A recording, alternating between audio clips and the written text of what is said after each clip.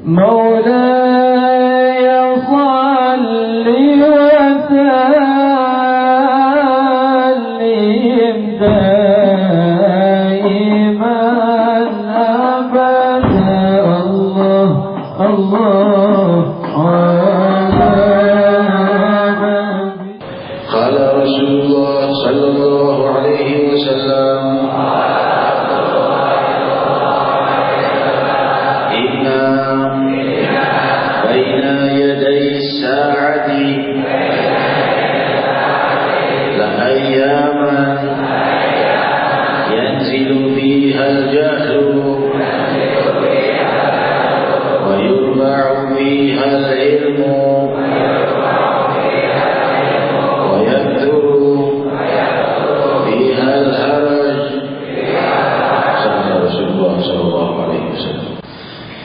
Assalamualaikum warahmatullahi wabarakatuh.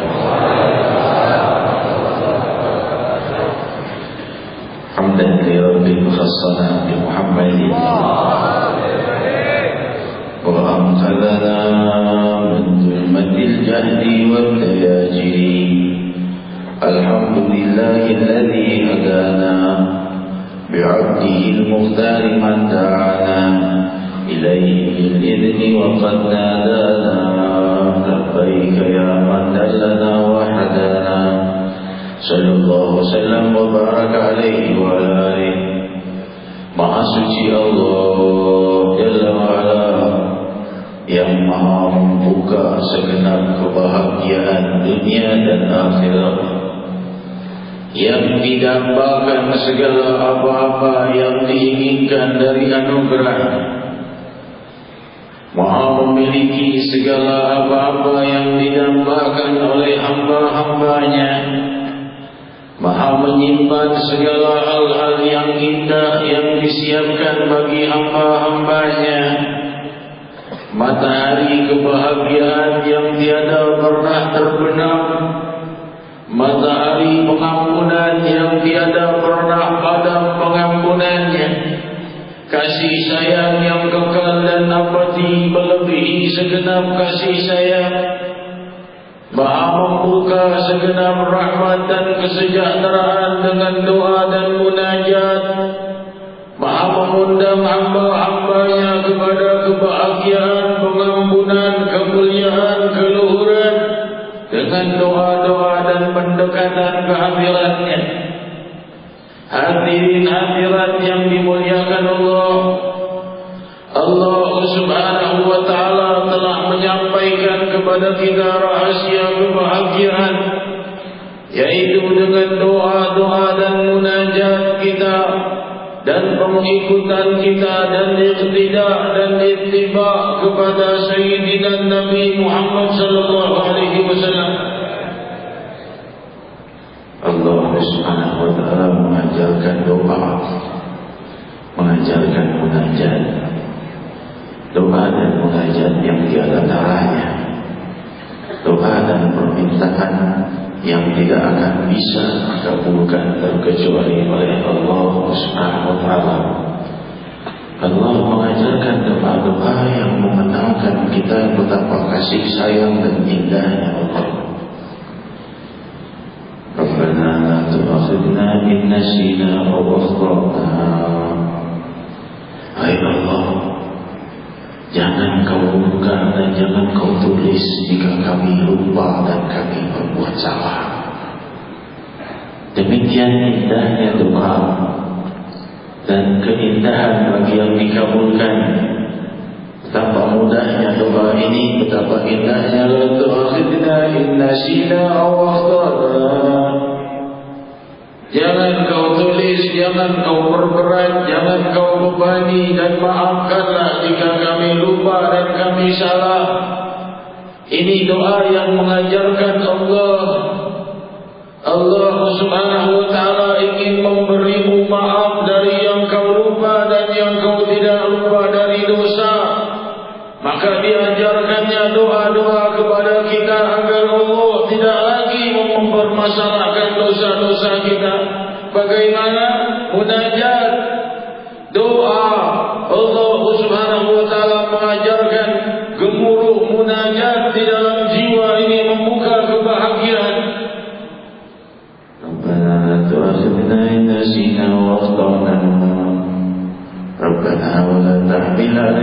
إصرا كما حملته على الذين من قبلنا.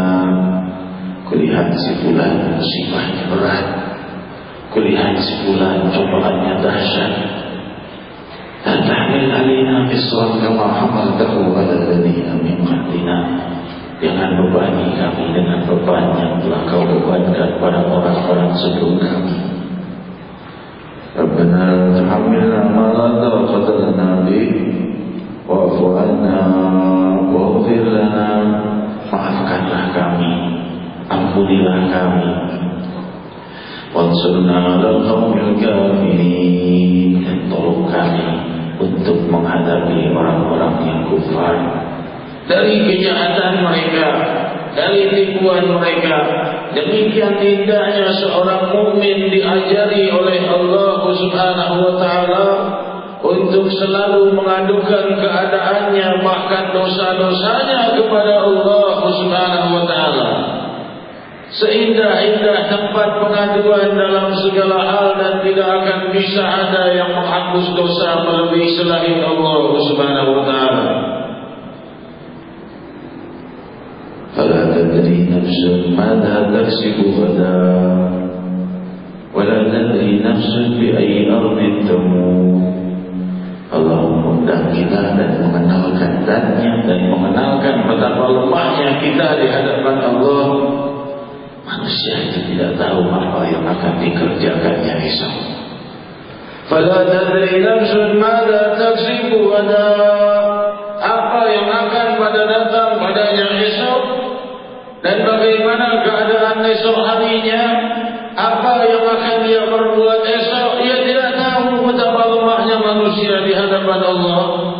Seandainya kita melihat ini manusia esok akan begini, esok akan begitu, orang itu tidak tahu. Kita melihat betapa lemahnya orang ini. Wala tadri nafsun bi ayyi ardin tamut. Sehebat-hebatnya manusia, dia tidak tahu dia akan wafat di mana. Entah di barat, entah di timur, entah di kubur, entah di laut. Demikian hadirin hadirat, Allah mengingatkan betapa lemahnya kita di akhirat.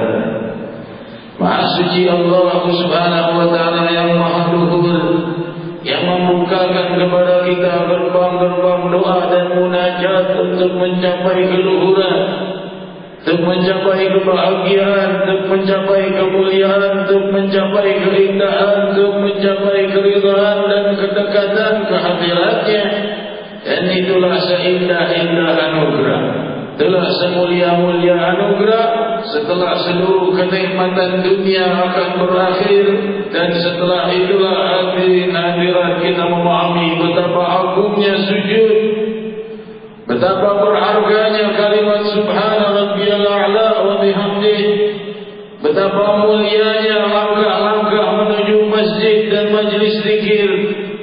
Setelah kita selesai hidup di muka bumi dan diturunkan tubuh kita ke dalam kubur dan ditinggalkan oleh semua kekasih dan teman, baru kita memahami ternyata kekasih yang hakiki adalah Allah, yang maha tidak meninggalkan semua yang mencintainya, karena semua kekasih meninggalkan kekasihnya di kubur, dan tiada kekasih yang mau menemaninya, mau menemani kekasihnya di dalam kubur.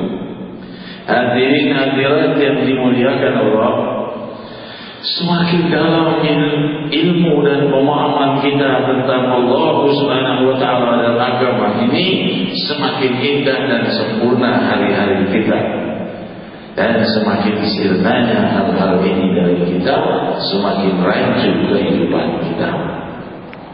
Maka bersabda Rasulullah sallallahu alaihi wasallam, riwayat sahih Bukhari yang baru saja tadi kita dengar, inna baina yaday sa'ah, dekat waktunya nanti, waktunya hari kiamat jika sudah dekat, la ayyaman yanzilu fiha al-jahl, akan datang masa waktunya turunnya atau munculnya kejahilan. Apa ini kejahilan? Kejahilan bukan hanya ketidaktahuan, tapi yang tidak tahu tapi merasa tahu, yang tidak tahu tapi tidak mau diberitahu. Ini yang disebut jahil. Kalau seandainya tidak paham saja, tidak sampai ke derajat jahil. Tapi jahil adalah yang tidak tahu, tapi tidak mau diberitahu. Jika seandainya dia diberi pengetahuan, ia tidak menolak. Ini yang akan muncul nanti, kata Rasul sallallahu alaihi wasallam di akhir zaman. Wa yurfa'ul ilm, dan ilmu semakin sirna, syariatul mutahharah semakin sirna. Dan di saat itulah hadiran yaqtul haraj, yaqtul fiha al-haraj. Banyak terjadi permusuhan, peperangan, pembunuhan. Al-haraj adalah al-qatl.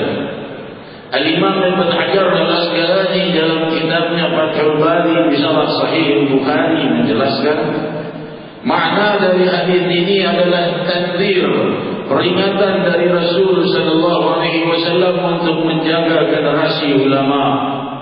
Yang dimaksud munculnya kejahilan dan dimaksud terhapusnya ilmu adalah wafatnya para ulama.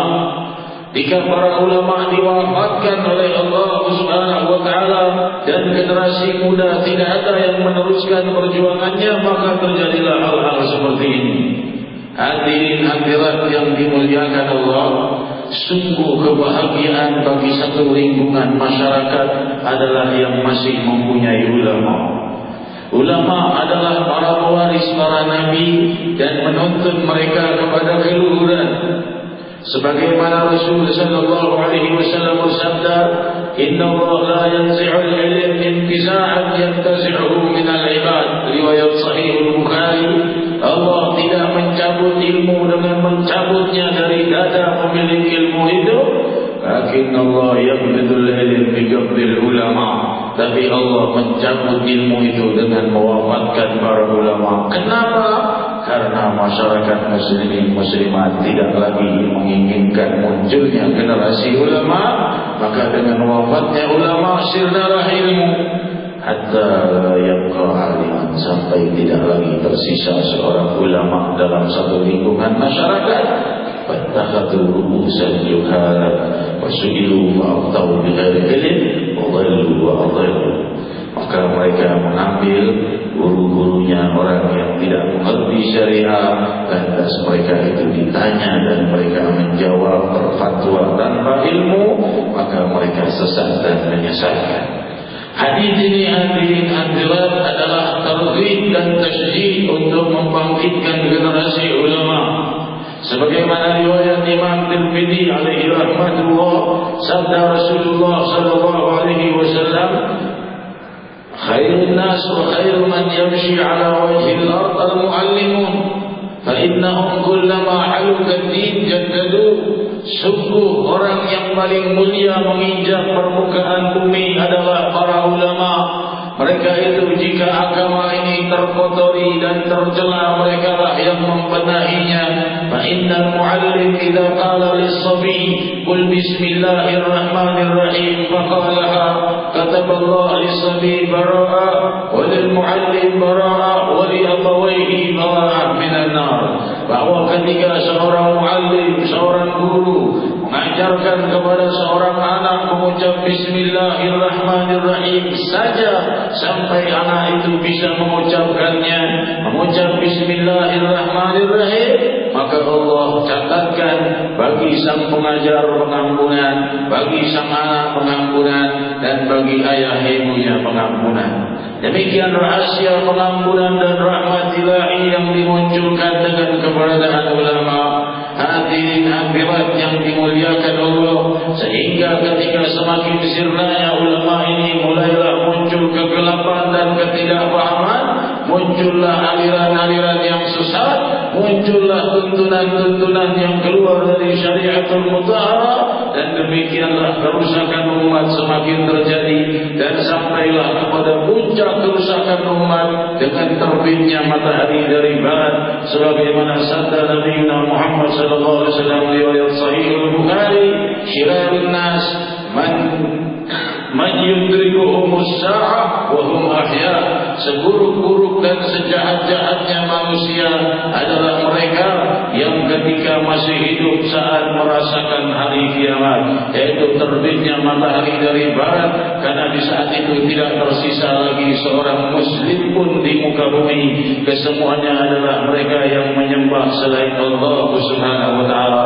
Sehingga Rasul sallallahu alaihi wasallam diriwayatkan dalam Sahih Bukhari, terbangun di tengah malam seraya berseru dengan keras, subhanallah, ma anzalallahu hadhihi al-lailah minal khazain wa ma anzala minal fitan.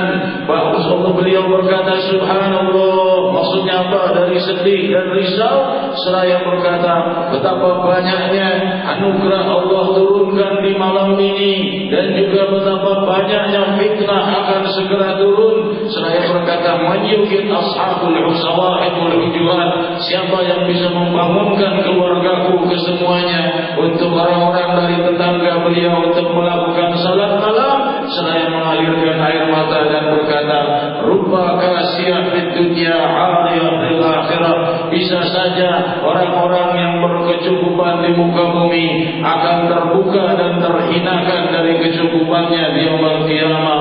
Orang-orang yang berkecukupan di dunia akan sangat berkekurangan di hari kiamat. Seraya mengalirkan air matanya mengundang para tetangganya untuk melakukan qiyamul lail. Demikian hadirin hadirat yang dimuliakan Allah. Maka dalam kesempatan ini saya akan kembali mengulas lagi tentang sedikit bagaimana sejarah para pejuang ahli hadis yang meneruskan hadis-hadis Rasul sallallahu alaihi wasallam dari para ulama. Karena hal ini telah disampaikan, tetapi banyaknya sebagian hadirin yang masih belum mendengarnya dan sebagian saudara kita memintanya, maka saya kembali memperjelasnya bahwa kita semua Ahlus Sunnah wal Jamaah adalah mengambil dalam satu sanad walaupun madhab yang berbeda. Madhabnya yang ada pada Ahlus Sunnah wal Jamaah yang masih ada hingga saat ini adalah 4 madhab besar, yaitu madhab Imam Malik, madhab Imam Hanafi, madhab Imam Syafi'i, dan madhab Imam Hambali. Dan keempatnya ini bukanlah berpecah-pecah sanadnya, tapi merupakan satu sanad. Sanad adalah rantai guru atau rantai periwayat. Al-Imam Ahmad bin Hanbal adalah murid Imam Syafi'i, dan Imam Syafi'i adalah murid Imam Malik, dan Imam Malik hidup sezaman dengan Imam Hanafi, dan Imam Hanafi ini adalah tabi'in bersama Imam Malik, berguru kepada para sahabat Rasulullah Muhammad sallallahu alaihi wasallam. Jadi keempat imam mazhab ini satu rumpun, bukannya berpecah-pecah dari sanad yang berbeda, sama rumpunnya walaupun fatwa mereka berbeda. Dan sebab itu hadirin hadirat, berbeda dengan mereka yang di luar Ahlus Sunnah wal Jamaah karena rumpunnya berbeda, entah mengambil jalur guru dari mana, kan tetapi 4 madhab besar ini berasal dari satu rumpun, dari para tabi'in, dari sahabat Rasul, dari Sayyidina Muhammad sallallahu alaihi wasallam wa baraka alaihi. Dan di dalam ilmu hadis kita mengenal derajat ahli hadis. Di antaranya yang disebut al-hafidh, di antaranya disebut hujjatul Islam, di antaranya disebut al-hakim. Dan kita perlu jabarkan sebagaimana diperjelas oleh Imam Ibn Hajar al-Asqalani di dalam kitabnya Nukhbatul Fikr, Lughatul Durar fi Syarah Nukhbatul Fikr. Beliau menjelaskan bahwa derajat para pakar hadis yang terendah adalah al-hafidh. Al-hafidh adalah yang telah hafal 100.000 hadis berikut sanad dan hukum matannya. Mereka yang sudah hafal 100.000 hadis berikut sanad dan hukum matannya, maka mereka sudah mencapai gelar al-hafidh. Al-hafidh di dalam ilmu hadis bukan seorang yang hafal Al-Quran. Kalau al-hafidh dalam ilmu hadis berarti hafal 100.000 hadis berikut sanad dan hukum matannya. Padahal kalau hadisnya panjangnya satu baris, kalau disertakan dengan sanad dan hukum matan bisa menjadi 2 halaman panjangnya. Mereka inilah orang-orang jenius yang dipilih oleh Allah untuk menjaga syariatul mutahharah, sebagaimana mereka itu tidak bisa percaya Kalau ada jutaan hadis atau jutaan kalimat masuk dalam mikrochip yang kecil seperti ujung ibu jari, maka kita pun di masa sekarang sulit percaya kalau ada orang hafal ratusan ribu hadis berikut sanad dan hukum matan. Kan tetapi Allah Subhanahu wa taala menjaga syariah ini dengan keberadaan mereka, dan jumlah mereka bukan satu dua tapi ribuan para umat di masa itu, masa kejayaan tabi'in dan sesudahnya. Dan kita mengenal 7 nama dari periwayat hadis besar, karena para muhaddits itu banyak orangnya, banyak para ahli hadis yang mengumpulkan hadis dan mencatatnya, tapi di antaranya terdapat 7 imam besar yang menjadi marja riwayatnya terkuat daripada yang lain, yaitu al-Imam Ahmad bin Hanbal, Al-Imam Nasa'i, Al-Imam Tirmidzi, Al-Imam Ibn Majah, Al-Imam Abu Dawud, Al-Imam Muslim dan Imam Bukhari. 7 imam ini lebih kuat riwayatnya dari yang lain. Yang lain masih banyak. Ada Ad-Darimi, ada Ad-Darqutni, ada Imam Hakim dan lainnya. Yang ke-7 inilah yang riwayatnya paling kuat. Dari 7 ini diklasifikasikan lagi, yaitu menjadi Imam Kutubus Sittah, yaitu 6 imam besar yang tadi disebutkan, terkecuali Imam Ahmad bin Hanbal. Imam Ahmad bin Hanbal peringkat yang nomor 7, yang terakhir. Ia pun tidak termasuk dalam klasifikasi 6 imam besar. Yang terbawa Imam Ahmad bin Hanbal jatuh dari klasifikasi 6 imam yang terbesar. Imam Ahmad bin Hanbal yang paling rendah dari 7 imam ini, beliau hafal alam hadis, beliau hafal 1 juta hadis dengan sanad dan hukum matannya. Imam Ahmad bin Hanbal terkenal dengan gelar Sayyidul Huffaz, salah seorang dari yang paling banyak hafalan hadisnya. Hafalannya 1 juta hadis berikut sanad dan hukum matannya Imam Ahmad bin Hanbal. Ini derajat yang ke-7. Bagaimana dengan 6 imam besar yang di atas beliau? Dan Imam Ahmad bin Hanbal ini murid Imam Syafi'i. Oleh sebab itu hadirin, jika masa sekarang muncul orang yang menghinakan dan meremehkan fatwa Imam Syafi'i karena ia tidak mengerti siapa Imam Syafi'i. Imam Syafi'i mempunyai murid banyak, di antaranya Imam Ahmad bin Hanbal. Imam Ahmad bin Hanbal hafal 1 juta hadis dengan sanad dan hukum matannya. Imam Ahmad bin Hanbal, jika salah seorang datang ingin melamar menjadi muridnya, Imam Ahmad Hanbal memberikan 1 bongkah, 1 tumpukan hadis, seraya berkata, ini ada 10.000 hadis, kau hafalkan dulu, kalau sudah hafal baru bisa jadi muridku. Demikian syaratnya menjadi murid seorang muhaddits besar semacam Imam Ahmad bin Hanbal. Ia tidak menerima murid terkecuali yang hafal lebih dari 10.000 hadis. Maka orang itu menghafal hadis-hadis tersebut. Jika ia lulus dan mampu, ia datang kepada Imam Ahmad, seraya berkata, aku sudah hafal wahai Imam 10.000 hadis yang kau berikan. Imam Ahmad berkata, itu 10.000 hadis adalah hadis palsu, bukan hadis yang sahih, bukan pula hasan, bukan pula dhaif yang derajatnya, tapi kecuali itu adalah hadis palsu. Maka berkata muridnya, wahai Imam, kau beri aku 10.000 hadis palsu. Imam Ahmad berkata, untuk memperkuat hafalan.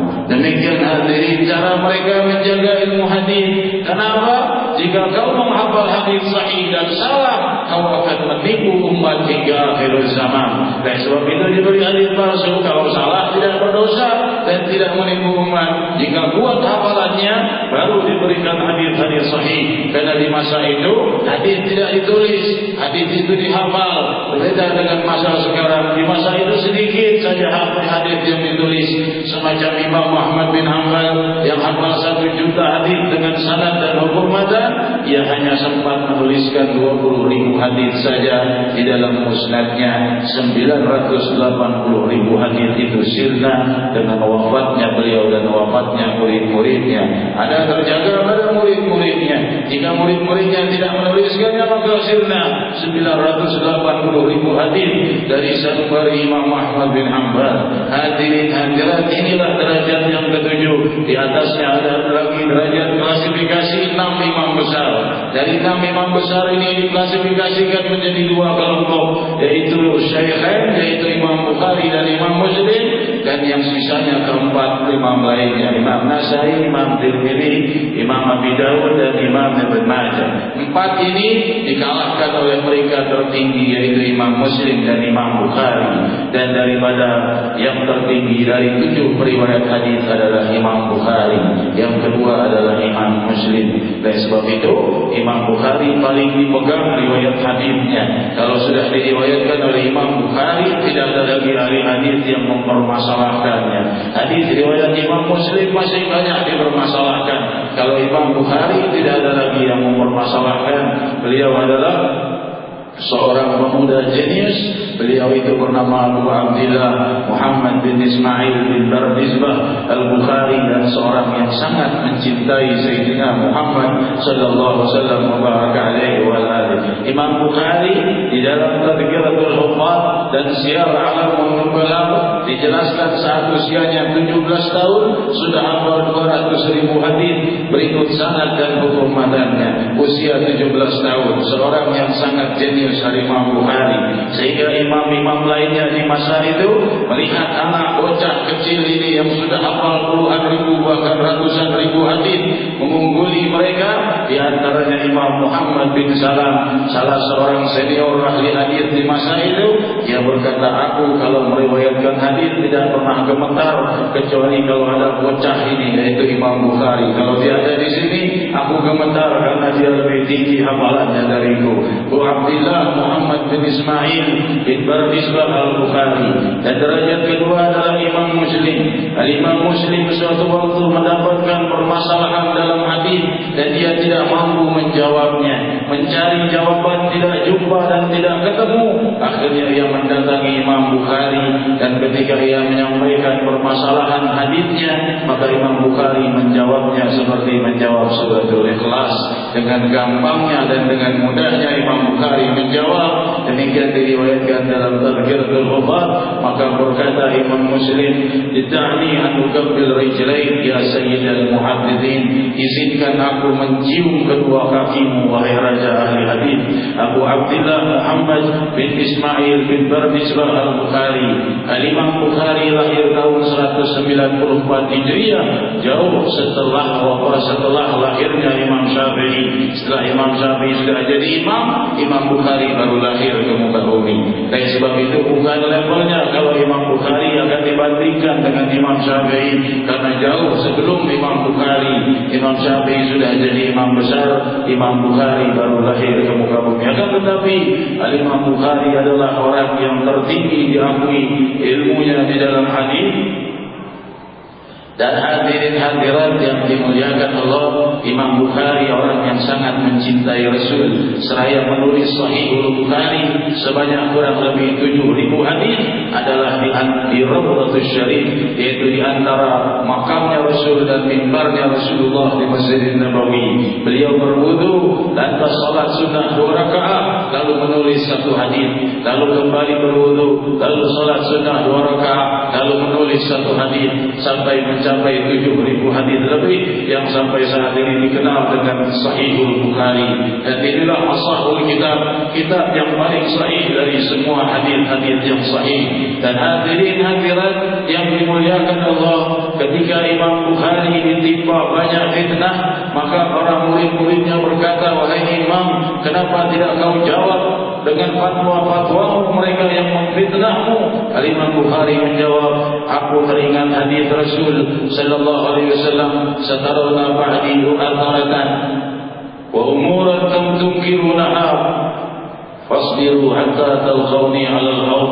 Akan kalian lihat hal-hal yang tidak kalian sukai daripada fitnah dan permasalahan kelak, dan bersabarlah kalian sampai kalian berjumpa denganku di telaga Haud. Imam Bukhari berkata, jika aku mendengar lagi dan teringat hadis ini, aku tenang dan tidak peduli dengan fitnah yang datang menimpaku. Demikian Imam Abu Abdillah Muhammad bin Ismail bin Bardizbah Al-Bukhari dan juga imam-imam besar lainnya. Mereka semua para pecinta Rasulullah sallallahu alaihi wasallam dan sangat memuliakan Rasul, sebagaimana Imam Ahmad bin Hanbal diriwayatkan dalam Tadhkiratul Huffaz dan Syiar A'lamul Nubala. Jika Imam Ahmad bin Hanbal ini wafat, maka jenazahnya disolatkan lebih dari 800.000 muslimin muslimat, dan dia pun berwasiat kepada putranya, jika aku wafat, aku menyimpan 3 helai rambutnya Rasulullah sallallahu alaihi wasallam, maka sehelai rambut taruh di bibirku dan yang 2 helai di kedua mataku, dan makamkan aku dengan itu. Demikian cintanya Imam Ahmad bin Hanbal, sehingga ia tidak ingin wafat terkecuali dikebumikan dengan terus mencium bibir, mencium rambutnya Rasulullah sallallahu alaihi wasallam. Demikianlah mahabbah, demikianlah cinta sang imam kepada Nabi Muhammad sallallahu alaihi wasallam. Hadirin hadirat yang dimuliakan Allah. Demikian pula Imam Syafi'i, demikian pula Imam Malik bin Anas bin Malik, seorang yang sangat mencintai Rasul. Imam Malik ini kalau ditanya, maka ia berkata, kau mau tanya soal hadis atau soal hukum? Kalau bicara hukum aku jawab, kalau tanya soal hadis sebentar dulu. Kalau orang berkata tanya hadis, beliau berwudu. Setelah berwudu memakai minyak wangi, memakai siwaknya, memakai sifat matanya, lantas memakai jubahnya, baru berkata kalau Rasulullah sallallahu alaihi wasallam. Demikian Imam Malik bin Anas bin Malik alaihi rahmatullah. Beliau adalah seorang imam di Madinatul Munawwarah dan menjadi pemimpin para ahli hadis di zamannya. Seraya menulis kitab hadis Al-Muwatta. Al-Muwatta artinya yang menginjak. Kenapa disebut kitab hadisnya ini kitab yang menginjak? Karena menundukkan seluruh kitab hadis di masanya. Demikian Imam Malik bin Anas bin Malik. Hadirin hadirat, ketika generasi mereka semakin sirna, Al-Imam Ibnu Hajar mengklasifikasikan bahwa derajat ahli hadis yang pertama adalah al-hafidh, yaitu yang hafal 100.000 hadis dengan sanad dan hukum matan, dan di atasnya terdapat lagi derajat hujjatul Islam, yaitu yang hafal lebih dari 300.000 hadis dengan sanad dan hukum matannya. Maka kita mengenal hujjatul Islam Al-Imam Ghazali. Beliau ini telah sampai derajat hadisnya melebihi 300.000 hadis dengan sanad dan hukum matannya. Jika orang di masa sekarang meremehkan fatwa Imam Ghazali, hati-hati, beliau itu hafal lebih dari 300.000 hadis dengan sanad dan hukum matannya. Demikian hujjatul Islam Al-Imam Nawawi dan banyak lagi para perawi hadis dan para muhaditsin dari masa ke masa. Tinggallah kita di masa kini yang mesti harus terus membangun generasi para ulama. Hadirin hadirat yang dimuliakan Allah, Allah Subhanahu wa taala terus memuliakan umat ini dari zaman ke zaman. Walaupun mereka sudah semakin hari semakin kekurangan ilmu, tapi mereka masih mempunyai sanad, mereka masih mempunyai pertalian guru. Mereka berguru kepada gurunya, gurunya berguru kepada gurunya, sampai kepada para ahli hadis, sampai kepada Rasulullah sallallahu alaihi wasallam. Demikian hadirin hadirat, hingga masa kini sangat berharga kita mencari guru yang mempunyai sanad, yang mempunyai hubungan pertalian dengan guru-guru para ahli hadis, para ahli Al-Quran, para ahli fikih dan para ahli syariatul mutahharah, sehingga ilmu kita jelas mengikuti guru yang mempunyai guru yang jelas sanadnya. Berbeda dengan orang yang sembarang mengambil guru, tidak mengetahui gurunya, hanya mempunyai buku, dan setelah itu fatwanya hanyalah terikat pada huruf-huruf di bukunya. Jika dimintai pertanggungan jawab di yaumul qiyamah, ia tidak bisa membawakan pertanggungan jawab karena sanadnya bersambung kepada hal yang terputus.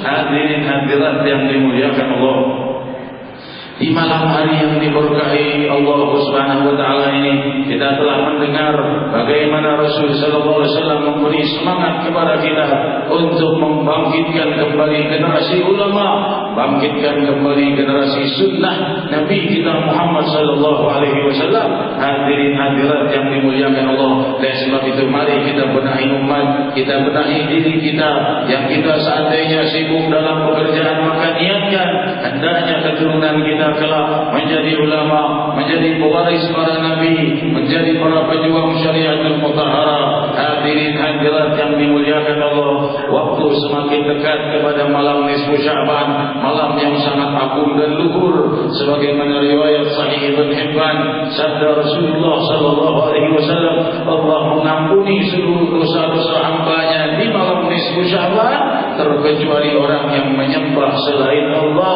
dan orang-orang yang suka bermusuhan, al-musyahid, dan orang-orang yang menyembah selain Allah. Mereka tidak diampuni oleh Allah Subhanahu wa taala. Telah benar tadi ucapan guru Fadilatul Ustaz, guru kita Dai Allah Haji Syafi'i Ahmad, untuk memaafkan muslimin muslimat, memaafkan semua kesalahan orang yang berbuat salah kepada kita. Untuk apa? Untuk agar Allah memaafkan kesalahan kita.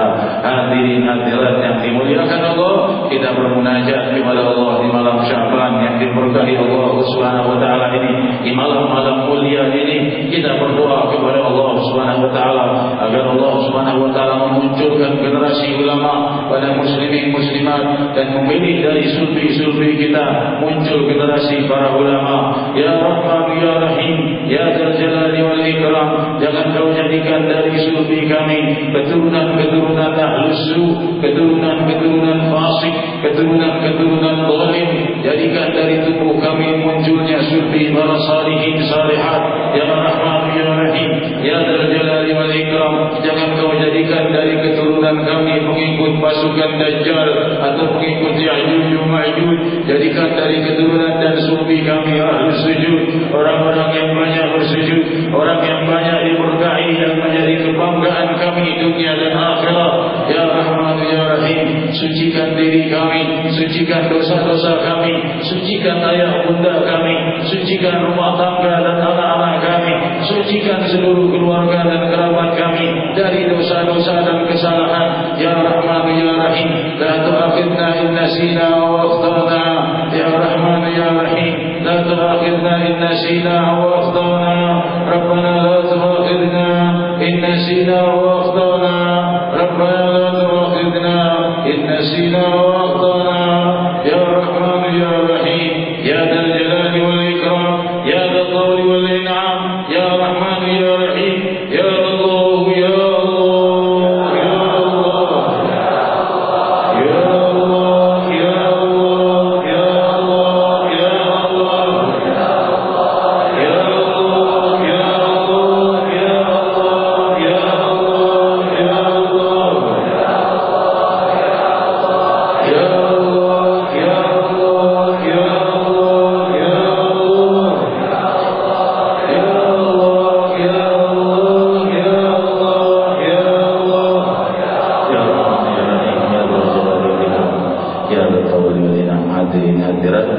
Allah Subhanahu wa taala berfirman, ketika di hari kiamat nanti manusia telah berakhir izinnya untuk hidup di muka bumi, semua manusia yang pernah hidup di muka bumi dipanggil oleh Allah faidahum qiyam yang turun. Di saat itu mereka berdiri dan mereka memandang saja, memandang nanti keputusan. Apa keputusannya? Selamat dalam kebahagiaan atau masuk ke dalam penjara yang sangat menghinakan. Wa asyraqatil ardu bi nuri rabbiha. Dan di saat itu ketika mereka berdiri menanti keputusan, terbitlah cahaya keagungan Allah Subhanahu wa taala menerangi padang mahsyar. Dan di saat itulah hamba-hamba beriman bersujud.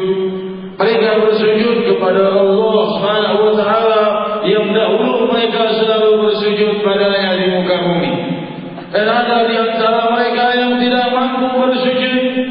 Allah berfirman, wa kanu yud'auna ila sujudi wa hum salimun. Dulu di dunia mereka diseru untuk bersujud, mereka tidak mau bersujud, mereka tidak mau melakukan salatnya, maka di hari kiamat mereka tidak mampu bersujud. Dan di saat itulah berjatuhan kulit wajah mereka karena malunya di hadapan Allah. Jika teman dan kerabatnya bersujud, dia tetap tegak berdiri di hadapan Rabbul Alamin, tubuhnya kaku tidak bisa bersujud. Kita berdoa kepada Allah agar Allah Subhanahu wa taala mengumpulkan kita bersama bersujud. Ya Rahman ya Rahim, terangi malam-malam dan siang hari kami dengan cahaya ledatnya sujud.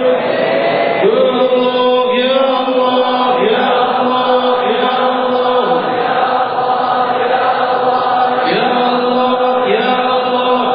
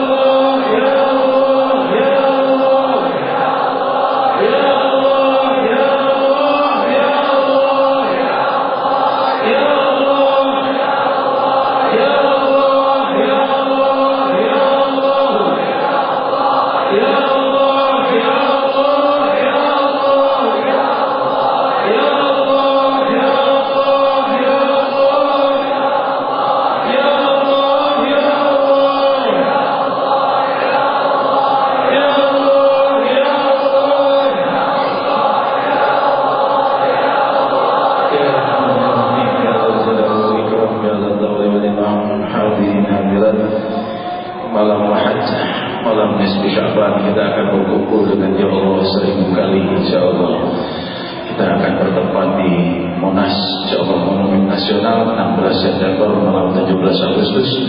Kita akan berzikir ya Allah sebanyak 1000 kali setelah membaca doa nisfu Sya'ban dan Maulid Nabi sallallahu alaihi wasallam.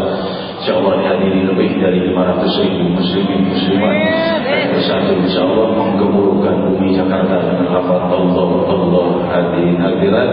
Sertakan diri kita untuk hadir, dan mereka yang tidak bisa hadir maka turut berperan serta pula, jangan hanya tidak hadir tapi terus berjuang untuk kehadiran dan kesuksesan acara ini dengan memberikan kabar kepada saudara-saudaranya dengan surat, dengan telepon, dengan SMS. Berjuanglah untuk memakmurkan bumi Jakarta agar di sini makmurkan kemuliaan dakwah Allah dan zikir hingga Allah Subhanahu wa taala melimpahkan rahmat dan kebahagiaan.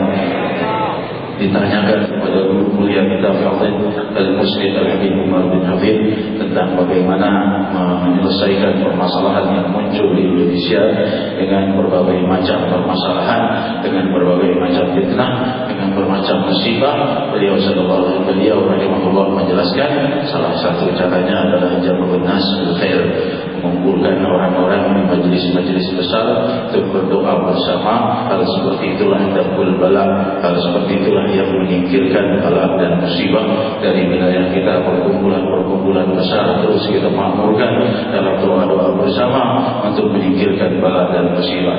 Hadirin hadirat, berikut saya akhiri perjumpaan ini dengan ijazah sanad dari Imam Bukhari dari guru mulia kita Al-Habib Umar bin Muhammad bin Salim bin Hafid yang mengambil sanad Sahih Bukhari dari Al-Habib Ibrahim bin Umar bin Aqil bin Yahya Al-Hafid, dari Al-Habib Ali bin Abdul Rahman Al-Habsyi Kuita Al-Hafid, dari Al-Habib Umar bin Idrus Al-Habsyi Sahib Al-Yawagi Al-Hafid, dari Al-Habib Abdullah bin Husain bin Tahir Sahib Masilah Al-Hafid, dari Al-Habib Umar bin Sagaf Sahib Al-Wadi Al-Hafid, dari Al-Habib Sagaf bin Muhammad bin Umar Sagaf Al-Hafid, dari Al-Habib Abdul Rahman bin Abdullah Al-Faqih Al-Hafid, dari Al-Habib Abdullah Sahib Al-Ratib Al-Imam Abdullah bin Alawi Al-Haddad Al-Hafid, dari Al-Habib Abdul Rahman bin Abdullah bin Ahmad Baharun Al-Hafid, dari Al-Habib Abu Bakar bin Abdul Rahman bin Syahabuddin Al-Hafid, dari Al-Habib Abdul Rahman bin Syahabuddin Ahmad Al-Hafid, dari Al-Habib Muhammad bin Ali Al-Khairid Al-Hafid,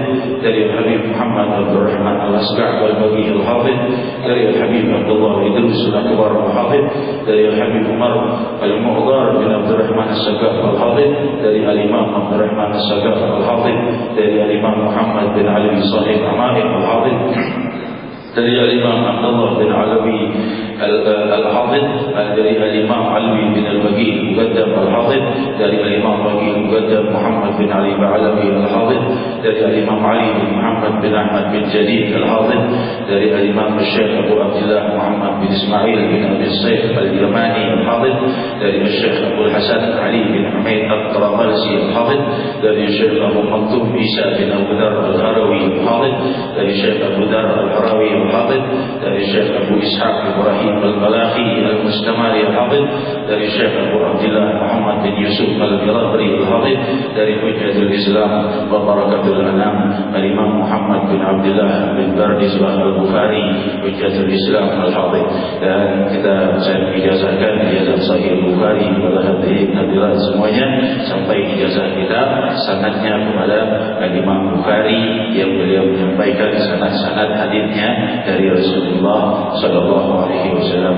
Demikian hadirin hadirat, sallallahu alaihi wasallam Muhammad Nabi Umi alihi wasallam. Alhamdulillahirabbil alamin. Assalamualaikum warahmatullahi